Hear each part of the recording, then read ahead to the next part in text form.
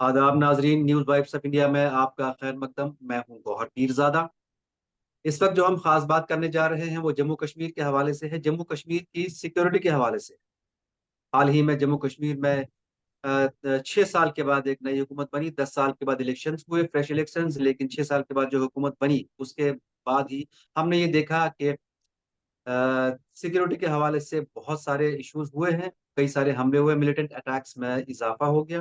पहले गांदरबल में हुआ, उसके बाद कहीं और भी हुआ। फिर नॉन लोकल जो मजदूर थे उनको भी टारगेट किया जा रहा था। ये कहा जा रहा था, बीच में ये खबर भी उड़ी थी कि नॉन लोकल वर्कर जो है, नॉट मजदूर ओनली, वर्कर जो है, उनको ये धमकी मिली है कि वो रियासत को छोड़ दें। हालांकि पुलिस ने इस बात की तरदीद की कि ऐसी कोई बात नहीं है, ये सिर्फ एक अफवाह है। लेकिन उसके बाद आज हमने देखा है कि जम्मू के अखनूर इलाके में भी एक हमला हुआ। आर्मी की एक एम्बुलेंस में हमला किया गया। उसके बाद आर्मी ने इलाके को घेरे में ले लिया और एनएसजी कमांडोज भी बुलाए गए।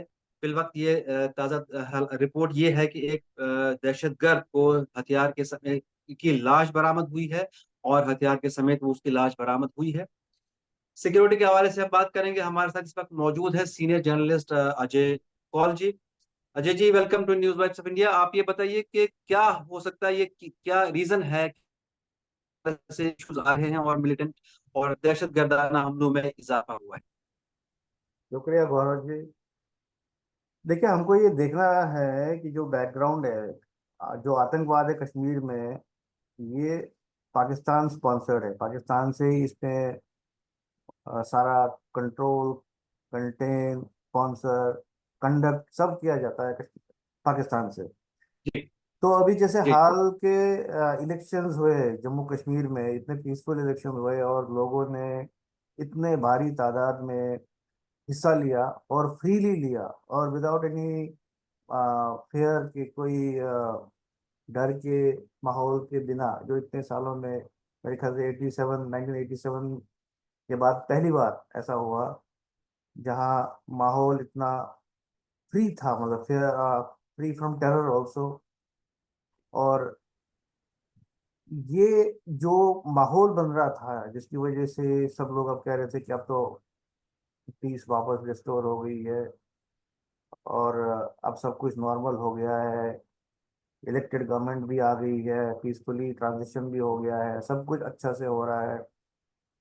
तो ऑब्वियसली पाकिस्तान जो हमेशा डिस्टेबलाइज करने की कोशिश करता रहा है 1947 से, कश्मीर को स्टेबल सिचुएशन ना आए कभी भी, वो उसका हमेशा कोशिश रहती है। तो ये अगेन उसी का एक एक कड़ी है। मैं बोलूंगा कि एक कड़ी है उसी के, जो सारी पॉलिसी जो पाकिस्तान से कंडक्ट होती है। अब आपने जैसे अभी कुछ हमलों की जो आपने अभी डिटेल्स दे दी, जैसे आज अखनूर में हुआ या परसों बारामूला में हुआ, गुलमर्ग के पास। इनका मैं थोड़ा डिटेल में ये बता दें कि ये एक इम्पोर्टेंट एस्पेक्ट ये है कि ये जो अखनूर है वो भी पाकिस्तान बॉर्डर के साथ लगता हुआ जो इंसिडेंट जहाँ हुआ है वो बॉर्डर लगते हुए है। जो परसों का इंसिडेंट जो गुलमर्ग के पास हुआ है वो भी बॉर्डर एलओसी के पास लगता हुआ एरिया है। तो कहीं ना कहीं ये अगेन प्रूव करता है कि वहां से कोई मे बी आए होंगे दो तीन इन्फिल्ट्रेटेड टेररिस्ट, वहां से भेजे गए। और वहाँ इतना जंगली एरिया है, पहाड़ियाँ हैं, और अटैक करके भाग जाने के जो होता है हिट एंड रन जो टैक्टिक है, तो कॉज कैजुअलिटीज और निकलो।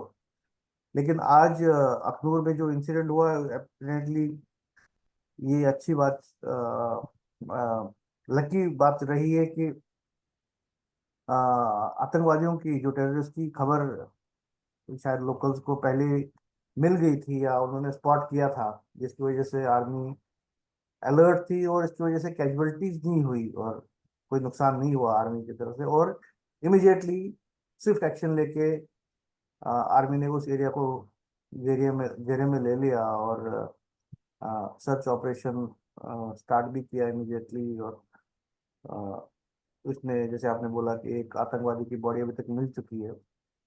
तो 3 आतंकवादियों को कहा जा रहा है कि 3 आतंकवादी वहाँ पे है, जो कहीं मंदिर वंदिर में छुप गए या पहाड़ी में उधर कहीं छुपे हुए हैं। और जैसे कहा, मेरे आर्मी ने भी कहा है कि ऑपरेशन अभी चल रहा है।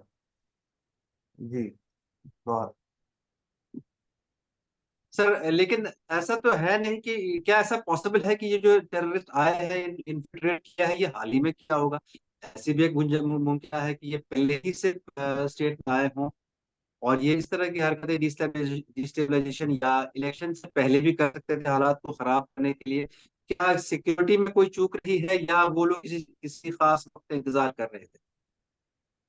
नहीं, जैसे जैसे हमने देखते आए इतने, अब इतने सालों से हम जो ट्रैक कर रहे हैं कश्मीर को, ये जो इंसिडेंट दोनों है, मुझे लगता है गुलमर्ग और ये पर्टिकुलरली अखनूर का, ये पक्का वहां से इन्फिल्ट्रेटर आए होंगे, टेररिस्ट आए होंगे हिट करने के लिए, कुछ कैजुअलिटीज करके वापस निकलने के लिए। तो वहाँ ऐसे एरियाज हैं जो आपको बॉर्डर, इतना एलओसी, इतनी पहाड़ियाँ, इतने गॉर्जेस, इतने दरिया वरिया है वहाँ पे, इतना हर चीज को प्लग सॉरी प्लग करना और ये इन्फिल्ट्रेशन रोकना नामुमकिन है। जब मैंने उस एरिया को देखा हुआ है, पहाड़ियाँ, जंगल हैं, ये सब है। तो कई ऐसे पहले भी इंसिडेंट हुए हैं कि वहां से आए, दो तीन आए जिसमें एसएसजी कमांडोज भी हुए हैं पाकिस्तान के, जो मारे भी गए हैं। तो वो आते हैं, हिट एंड रन का जो टैक्टिक होता है, हिट करो एंड कैजुअलिटीज आने की करो और निकल जाओ। तो ये इंसिडेंट मुझे उसी का लग रहा है, उसी हिसाब से लग रहा है कि, लेकिन अभी आज के जो अखनूर में होते उसमें फंस गए। क्योंकि उसमें पहले, जैसे मैंने कहा कि शायद कुछ आतंकवादी पहले ही स्पॉट किए गए थे लोकल्स ने, और उनको इंफॉर्मेशन आर्मी को दी थी, इंडियन आर्मी को, कि यहाँ पे तीन आतंकवादी कुछ करना करने वाले हैं, हादसा करने वाले हैं। और बाकी आपने जैसे पहले बोला कि वो लेबरर्स वगैरह को, जैसे अभी वो कंगन में हुआ, गांदरबल में हुआ था, या नॉन नॉन लोकल्स को नॉन लोकल्स को भी टारगेट किया जा रहा है कश्मीर में, जैसे मुझे लगता है कि इसलिए कि जैसे मैंने भी बोला कि इलेक्शन वगैरह के सारे जो कंडक्ट हुए पीसफुली, उसमें बहुत सारे, ये भी बताया जा रहा है कि बहुत सारे नॉन लोकल्स जो कश्मीर में आए हैं और फ्रीली घूम रहे हैं, और इसको जो एज जैसे माना जाता है कि ये एक एक sir symbol non locals symbol तो एक सिंबल है कि ये सॉफ्ट पीस टारगेट है पीस ही। पीस, हाँ, क्या? नॉन लोकल्स हैं वो तो एक सॉफ्ट टारगेट। जी वो जी। ना ना तो वो उनके पास उनका कोई भी यही माना सिक्योरिटी का जाता है ना कि इंतजाम वो, है ना हथियार। हाँ हाँ, सॉफ्ट टारगेट है। तो उनको टारगेट करने का यही है कि भाई आप देखो, यहाँ पे अगर उनको मार दिया जाए, चार लोगों को मार दिया, पांच दिन, तो आप बता देंगे कि भाई यहाँ पे पीस है ही नहीं, पीस कहाँ है। तो जो गवर्नमेंट बोल रही है कि यहाँ पे शांति आ गई है, पीस आ गई है, नॉर्मलसी आ गई है, तो ये दिखाने के लिए कि पीस है ही नहीं, कहाँ, अभी तो मारे जा रहे, इंसिडेंट तो हो रहा है, खून खराबा अभी भी हो रहा है। तो वो उस कॉन्टेक्स्ट में देखा जाता है। जी, बहुत। सर हाल ही में minister of external affairs S Jaishankar Pakistan भी गए थे उसमें, तो उन्होंने इस बात का एक वो दिया था कि हम पाकिस्तान से बात करेंगे and we want to have, मतलब एक हालात जो है, रिलेशन जो है हमें पाकिस्तान से सुधारने के, और इसकी एक उम्मीद भी जताई थी कि हम पाकिस्तान से अपने रिश्तों को सुधारेंगे। तो क्या पाकिस्तान की तरफ से इसमें कोई ऐसा पॉजिटिव स्टेप नहीं हुआ, या पाकिस्तान हड़बड़ा गया, नहीं चाहता पाकिस्तान अभी भी? हालांकि उनकी खुद की गवर्नमेंट बहुत अनस्टेबल है। हाँ जी जी, हाँ, बोलिए बोलिए। हाँ, गौहर बोलिए। जी सर, मैं ये बोल हाँ रहा हूँ मिनिस्टर ऑफ एक्सटर्नल अफेयर्स जो श्री हाँ जी। जयशंकर हाँ, अभी पाकिस्तान भी गए ऐसे थे। जयशंकर का जो विजिट हुआ था पाकिस्तान, जो अभी गए थे वो, शंघाई कॉपरेशन ऑर्गेनाइजेशन एक संस्था है जिसके मेंबर इंडिया भी है, पाकिस्तान भी है, और चाइना, रशिया वगैरह कंट्रीज भी है। तो उसके फॉर्मेट में उसकी मीटिंग थी, उसके फॉर्मेट में जयशंकर एज फॉरेन मिनिस्टर गए थे मल्टीलेटरल फोरम में। तो उन्होंने पहले ही साफ किया था, वाज़ह किया था कि हम मैं तो बायलैटरल कोई बातचीत होगी नहीं पाकिस्तान के साथ, क्योंकि गवर्नमेंट का, इंडियन गवर्नमेंट का ये स्टैंड रहा है, पर्टिकुलरली मोदी गवर्नमेंट का ये स्टैंड रहा है कि आतंकवाद और बातचीत साथ साथ नहीं होंगे। तो जब तक पाकिस्तान से ऐसे ये जो स्पॉन्सर्ड जो आतंकवादी हमले कश्मीर में हो रहे हैं, या जम्मू में हो रहे हैं, या कहीं भी हो रहे हैं इंडिया में, तो उसके साथ बातचीत करने को कोई मतलब है ही नहीं। तो बातचीत करेंगे किस लिए? अगर आपको आतंकवाद खत्म कीजिए और बातचीत कीजिए। यही मैसेज वहां पे इनफैक्ट जयशंकर ने वहां पे भी बोला कि भाई आतंकवाद अगर खत्म हो तो बातचीत करने का है। स्कोप बन सकता है। अब जैसे आपने बोला कि पाकिस्तान हड़बड़ाया हुआ है, अब मैं बार बार ये कह चुका हूँ कि मेरा ये मानना है, या जो जो फैक्ट भी है, पाकिस्तान दो है, पाकिस्तान को मैं दो हिस्सों में देखता हूँ। पाकिस्तान एक सिविलियन पाकिस्तान और एक मिलिट्री पाकिस्तान। मैं पाकिस्तान को बहुत ट्रैवल किया है, मैंने बहुत सारे विजिट्स किया एज ए जर्नलिस्ट, और वहाँ पे मिला भी हूँ, लोगों से इंटरेक्ट भी किया है, ऑफिशियल से भी इंटरेक्ट किया है। तो ये मैं आपको बता दूंगा अपने एक्सपीरियंस के बेसिस पे। वहाँ पे आवाम जो लोग कॉमन पीपल है वो चाहते हैं दोस्ती हो इंडिया के साथ, वो चाहते हैं कि भाई जो, इनफैक्ट बहुत सारे लोग वहाँ पे चाहते हैं कि जो भारत की, इंडिया की जो ग्रोथ स्टोरी है उसका हिस्सा भी बने पाकिस्तान, क्योंकि हम दो पड़ोसी हैं।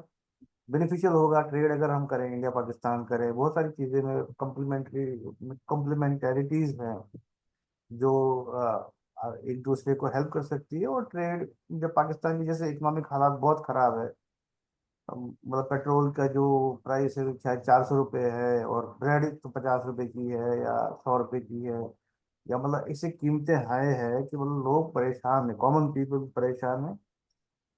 क्योंकि वहां पे भी आप किसी से भी पूछ लो, जो दबी दबी आवाज में वो बोलेंगे आपको कि आम आर्मी, बेसिकली आर्मी वहां पे जो मिलिट्री है वो हर सारे रिसोर्सेज वो खा जाते हैं और हर चीज पे कंट्रोल करते हैं। और जो आम आदमी है सिविलियन पॉपुलेशन के, उसके एट देयर कॉस्ट। तो अभी जैसे बोला कि आपने हड़बड़ाहट जो पाकिस्तान में है, हड़बड़ाहट पाकिस्तान में सिविलियन हड़बड़ाहट, उनको कोई, उनको कोई इंटरेस्ट नहीं है कि इंडिया में क्या कश्मीर में अनस्टेबल रहे, डिस्टेबलाइज रहे। ये वहाँ की आर्मी है, मिलिट्री है, जो चाहते हैं कि वहाँ इंडिया में जो उसको बोलते हैं पॉट की द पॉट बॉइलिंग, क्योंकि इसकी वजह से उनकी वहाँ दुकानें चलती है। कश्मीर कश्मीर करके पाकिस्तान आर्मी पाकिस्तान पे एक कब्जा बनाए हुए है। आप जो उनको वहाँ पे लोग जो एनालिस्ट है या जो भी एक्टिविस्ट है, आप उनसे पूछ लीजिए, वो आपको बताएंगे कि वहाँ पे इनफैक्ट वहाँ पे नारे लगते हैं कि ये जो वर्दी है दहशत क्या है, दहशत गर्दी है जो भी है उसको, मतलब दे आइडेंटिफाई ये वहाँ जो लोकल। ये जो अपनी वर्दी है इसके पीछे दहशतगर्दी है। हाँ, हाँ, ये जो दहशत गर्दी है इसके पीछे वर्दी है। ये इसके वहाँ पीछे पे वर्दी है। स्लोगन्स होते हैं पाकिस्तान में, हर जगह नारे दिए जाते हैं। लोकल पॉपुलेशन पाकिस्तान की, मतलब वो भी मानते हैं कि दहशत गर्दी वहां पे भी जो होती है उसके पीछे भी पाकिस्तान आर्मी ही है। लेकिन डरे हुए हैं, कोई कुछ कर नहीं पाता है। कई लोगों ने मुझे बोला भाई इंडिया की डेमोक्रेसी, आपके लकी थे कि भाई आपको डेमोक्रेटिक सिस्टम मिला 1947 के बाद ही, हम मिलिट्री के चुंगल में फंस गए। तो अब वहाँ के सिविलियंस को ये चुंगल से कैसे निकले है उनको ये समझ नहीं आता है, तो वो फंसे हुए हैं। तो आपसे जो हड़बड़ाहट की बात की, वो मैं मानता हूँ कि पाकिस्तान आर्मी में हड़बड़ाहट है, या कश्मीर में अगर पीस हो गई तो हमारी तो दुकान बंद हो गई। तो वो नहीं चाहते वो कभी। और उन्होंने कई बार सेबोटाइज किया, कई बार आप देख लीजिए करगिल वॉर। करगिल वॉर कैसे हुआ, जब आप लाहौर यहाँ पे यात्रा करना चाहते थे वाजपेयी जी, वाजपेयी बस में चले गए लाहौर पीस और ये करने के लिए, दोस्ती करने के लिए, और पीछे से मुशर्रफ ने करगिल में हमला कर दिया।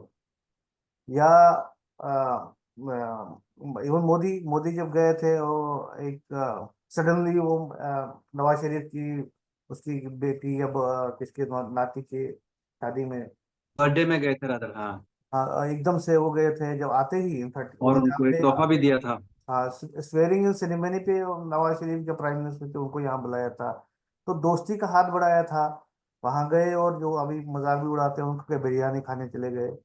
लेकिन उसके बाद क्या हुआ, वो हुआ था दिसंबर में, दिसंबर 2014 में, 2015 में। और 10 दिन के बाद यहाँ पे एक हमला हुआ, अटैक हुआ मिलिट्री कैंप में, क्या बोलते हैं उसको, पंजाब उड़ी के में लोग, हाँ। उड़ी में जो हुआ था। नहीं उरी नहीं, उरी तो उससे पहले हो गया था। उरी तो उसके बाद हो गया था। ये क्या नाम था वो जो जम्मू कश्मीर की, पंजाब और क्या है वो, नाम नहीं आ रहा उसका, पठानकोट, पठानकोट का हमला। पठानकोट एयरबेस। हाँ, पठानकोट एयरबेस पे 2016 के जनवरी 1 को हुआ था। हमला, विद इन 10 डेज, 10-15 दिन के बीच में। तो ये कौन कराता है sabotage? अगर आप मतलब यहाँ एकदम दोस्ती की हाथ बढ़ा रहे हैं और ऊपर से पीछे से एकदम से अटैक कर रहे हैं, तो क्लियर है कि वहां पे आर्मी sabotage करती है। ये सारे सिविलियन जो स्टेप्स हैं दोस्ती के, ये वहां की आर्मी sabotage करती है साथ साथ। जी बताइए गौहर। सर एक खुशाइन बात ये है, मीरवाइज उमर फारूक जो हैं, उन्होंने अभी फ्राइडे सरमन में जो जुमे की नमाज उन्होंने काफी दिनों के बाद पढ़ाई जामा मस्जिद में, वहां पे मिंबर पे कहा था कि हम जो पीएम मोदी ने जो ट्रिक्स में स्टेटमेंट दिया था, तो उसका उन्होंने खैर मकदम किया था। तो ये एक खुशाइन बात है, क्योंकि मीरवाइज उमर की अभी भी एक अच्छी खासी फॉलोइंग है कश्मीर में। जी, तो मीरवाइज वगैरह अब देखो क्या है भैया, सारे मान चुके हैं अब कि भाई खून खराबा इतने साल से, 36 साल से हो रहा है, ब्लडशेड इतने सारे लोग मारे गए, हजारों, टेंस एंड थाउजेंड में भी पता नहीं लाखों कोई बोलता है कोई लाखों मारे गए, लाखों नहीं भी मारे गए थे, हजारों हजारों मारे गए हैं। और किसी के बेनिफिट में है ही नहीं। जैसे कल इंदिरा रशीद ने भी बोला कि भाई खून खराबा, वायलेंस किसी को कहीं पे नहीं ले जाएगा। तो ये रियलाइज आई थिंक सारे कश्मीरी, अब जो भी सेम कश्मीरी है वो तो मानेगा ही भाई, हमको अल्टीमेटली आपको चाहिए क्या। सारे लोग चाहते हैं भाई पीस रहे, या पीसफुल एटमॉस्फेयर में हम रोजाना के काम करें, स्कूल जाए हमारे बच्चे, हम ऑफिस जाए, हम काम करें, अपने प्रोग्रेस की तरफ देखें, अपने प्रॉस्पेरिटी की तरफ देखें, प्रॉस्पेरिटी को फोकस करें। लेकिन अगर धमाके हो गए, बस बम धमाके हो गए, टेरर अटैक हो गए, तो इससे सारा जो लाइफ है, नॉर्मल लाइफ डिस्टर्ब हो जाती है, डिस्टेबलाइज हो जाती है। कोई नहीं चाहता, मुझे नहीं लगता कोई चाहता होगा कि ऐसे जो सेम वॉइस है, कि ऐसी सिचुएशन बनी रही जहाँ पे आपको पता नहीं है कि बच्चा बाहर निकला है तो रात को शाम को वापस आएगा कि नहीं आएगा, जैसे हुआ है इतने सालों तक रहा है माहौल। मैंने देखा है कश्मीर में, मैं 1996 वगैरह में इलेक्शन में जब कवर किए थे, 6 बजे 7 बजे सारे लोग भागते रहते थे घर। इतना माहौल मतलब था टेरर, टेरर का, आतंक का, कि भागते रहते थे। 6 बजे अंधेरा होने से पहले ही भागते थे लोग। आप देखो, मैं अभी जुलाई में फिर से गया था, रात को 12 बजे भी डल लेक पे इतने सारे लोग खाना खाते हैं, चौपाटी करते हैं, जो भी करते हैं, मतलब पीना, आइसक्रीम और जूस पीना, या जैसे टहलना, या जो भी है एंजॉय करते हैं। That is called life, that is called, मैं तो उसी को आज़ादी बोलता हूँ। और आज़ादी होती क्या है? आज़ादी ये है भाई, आप जब भी चाहो आप जाओ, बाहर जाओ, घूमने जाओ, जहाँ भी जाओ, जहाँ जाना चाहो वहाँ जाओ, दैट इज आज़ादी। और आज़ादी होती क्या है? जैसे लोग बोलते हैं आज़ादी चाहिए, आज़ादी, और क्या आज़ादी होती है? मुझे जो आज़ादी, मैं जो करना चाहूँ वो कर रहा हूँ। रात को मुझे 12 बजे डल लेक जाना है, मैं उठ के गाड़ी उठा के मैं जा रहा हूँ, और जैसे करते हैं लोग। अब भुट्टा खा रहे हैं, अब आइसक्रीम खा पी रहे हैं, खा रहे हैं, एंजॉय कर रहे हैं, मस्ती कर रहे हैं, डांस कर रहे हैं, गाने गा रहे हैं। मैंने ये सब देखे। तो यही तो है आज़ादी, ये that is what people want, and they should get it, they deserve it, why not, they deserve it, everybody want deserve it. लेकिन मैं मानता हूँ पाकिस्तान दुश्मन सर है। पाकिस्तान ये चाहता नहीं है कि कश्मीरी, मैंने इस बार ये बहुत कई बार इस बार ट्वीट भी किया कि पाकिस्तान आर्मी चाहती नहीं है कि कश्मीरी खुश रहे और आबाद रहे। मेरा ये, मैं एम कन्विंस अबाउट इट। वो मुसलमान मुसलमान करके, सॉरी टू से यूज दिस वर्ड, बट मुसलमान मुसलमान करके आप देखो तो बलूचिस्तान में मुसलमान नहीं है, उनके साथ क्या कर रहे हैं, या सिंध में मुसलमान नहीं है, उनके साथ देखो क्या कर रहे हैं, वो भी मुसलमान है। अगर मुसलमान की फैक्टर है कश्मीर को अपने साथ करना, उनके साथ क्यों करते हो भाई फिर? या आप देखो पश्तून लोग क्यों वहां पे इतने परेशान है लोग, पश्तून, ये खैबर पख्तूनख्वा में मैं ट्रैक करता हूँ पाकिस्तान को, इतने गालियां देते हैं पाकिस्तान आर्मी को, क्यों? वो भी तो मुसलमान है, उनको क्यों मारते हो फिर? ऐसी हालत क्यों कर रखी है उनकी? तो ये सब ढकोसला है। They don't want, actually they want. अब क्या है कश्मीर में, उनको मर कौन रहा है? अब ये बम धमाके वगैरह कर मरता कौन है at the end of the day? आम आदमी। आम आदमी है कौन? मुसलमान है कश्मीरी। और कौन मरता है? और लो कॉस्ट है उनके लिए, उनको कुछ खर्चा नहीं करना, कुछ पैसे देने हैं, जाओ भाई तो पत्थर मार। पत्थर मार रही है तो मारेगा कौन? कश्मीरी। मार किसको रहा है? कश्मीरी को।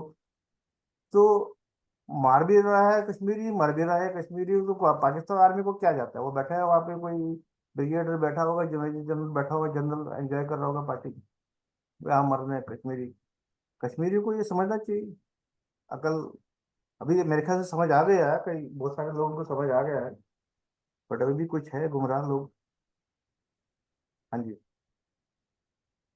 सर, चूंकि हमने सिक्योरिटी के हवाले से शुरुआत की थी प्रोग्राम की, मैं बात की शुरुआत में बात की थी। अब चूंकि नई गवर्नमेंट बन गई है, उमर अब्दुल्ला ने पूरे अपने इलेक्शन के कैंपेन में ये कहा कि मैं आर्टिकल 370 और स्टेटहुड के लिए लड़ूंगा। वोट लेने के फौरन बाद, बल्कि जीतने के फौरन बाद, उन्होंने ये कहा कि नहीं, आर्टिकल 370 पे हम कोई बात नहीं करेंगे, अब हमारा सिर्फ स्टेटहुड का ही रहेगा। एक डिमांड हमारी लेजिस्लेटिव असेंबली में भी पास करा दिया कि हम स्टेटहुड के लिए बात करेंगे। उसके बाद उनकी मुलाकात, दिल्ली आए, मुलाकात की प्राइम मिनिस्टर मोदी से, होम मिनिस्टर अमित शाह और डिफेंस मिनिस्टर से मुलाकात की, लेकिन फिलहाल उसमें कोई ऐसी कोई पेशरफ नजर नहीं आ रही। अब वो तो पॉलिटिक्स है, वो तो पॉलिटिक्स चलता रहेगा कि 370 होना चाहिए, 370 कब करेगा। देखिए, ये जो नेशनल कॉन्फ्रेंस है, उनको भी क्रिटिसाइज किया जाता है, भाई ये यू टर्न वाली पार्टी है, दो कुछ बोलते कभी है, कुछ है, कहते कुछ है, करते कुछ है। फारूकुल्लाह हो या शेखुल्लाह है, जो इनके क्रिटिक्स बोलते रहते हैं। बट उमर अब्दुल्ला का जो मैंने सुना है कि वो कहते हैं, भाई अगर 370 जिन लोगों ने खत्म किया है, मतलब मोदी सरकार गवर्नमेंट ने, तो उन्हीं से हम थोड़ी एक्सपेक्ट करेंगे कि वो रिस्टोर करेंगे। May be he has a point. And secondly, statehood के लिए ही सेज अभी अर्ली है, अभी तो स्टार्ट ही हुआ है। उसके बाद इनफैक्ट फैक्ट भी है कि अभी तो एक दो महीना ही हुआ है। I we should wait for some more time कि हाउ थिंग्स प्ले आउट, कैसे वो खेलते हैं आगे। अभी तो जैसे कहते हैं ना, अभी तो स्टार्ट ही हुआ है मैच। तो उनको मेरे ख्याल से टाइम देना चाहिए। अभी कैसे वो आगे कैसे करते, नहीं करेंगे अपने जो उन्होंने वादे किए, तो अगले इलेक्शन तो उनको देखना ही पड़ेगा, फिर लोग देखेंगे। तो डेमोक्रेसी का तो यही आपके हिसाब मजा से है। सर, आपके हिसाब से उमर अब्दुल्ला के डेमोक्रेसी का यही मजा सामने, है कि अगर अगर आप अपने वादे पूरे नहीं कर दो, अगले बार वो वोटिंग मशीन में रिफ्लेक्ट होता है। हाँ जी। क्योंकि उमर अब्दुल्ला को जाहिर बात है, नेशनल कॉन्फ्रेंस को उमर अब्दुल्ला को इस वक्त आपकी बात का मुताबिक रहना है, काफी कॉशियस रहना है। हालांकि एडमिनिस्ट्रेटिव काम तो उन्होंने शुरू कर दिया है, लेकिन उसके अलावा आपके हिसाब से उमर अब्दुल्ला के सामने इस वक्त या आने वाले 6 महीनों में या आने वाले एक साल में क्या मेजर चैलेंजेस हो सकते हैं? मेजर चैलेंज, जैसे मेजर चैलेंज तो स्टेटहुड ही का होगा ना, कि उस पर देखो एस्पिरेशन बहुत ज्यादा हाई है लोगों के।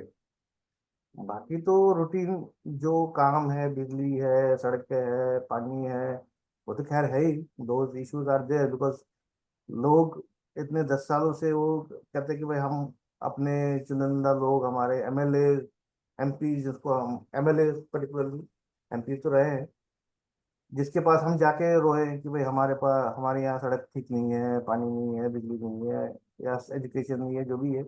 अब वो शुरू हो गया। आप देखो, अगर आप देखते रहो, दो रोज एक्टिविटीज होती है। एमएलए कॉन्स्टिट्यूंसीज में घूम रहे हैं, या उनसे कोई मिलने आते हैं। तो एक डेमोक्रेसी एट प्ले है। वो ठीक है, अपने जाते हैं, मिलते हैं कि भाई कैसे करना है, क्या काम करना है। जैसे मैंने कहा, अभी तो स्टार्ट है। बट स्टेटहुड जो एक मेजर एक प्लान था, इलेक्शन का एक मेजर इशू था, जिसकी वजह से ही नेशनल कॉन्फ्रेंस को इतनी बड़ी मेजोरिटी मिली है, उस पे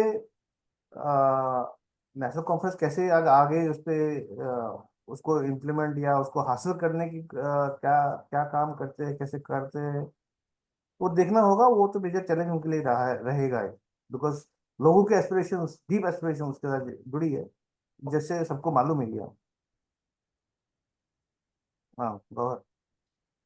ठीक है सर, हमसे बात करने के लिए बहुत शुक्रिया। हम भी उम्मीद ये करते हैं कि कश्मीर में अमन हो और तरक्की हो, जिसके हम काफी दिनों से दुआएं भी कर रहे हैं। थैंक यू सो मच, बहुत शुक्रिया सर।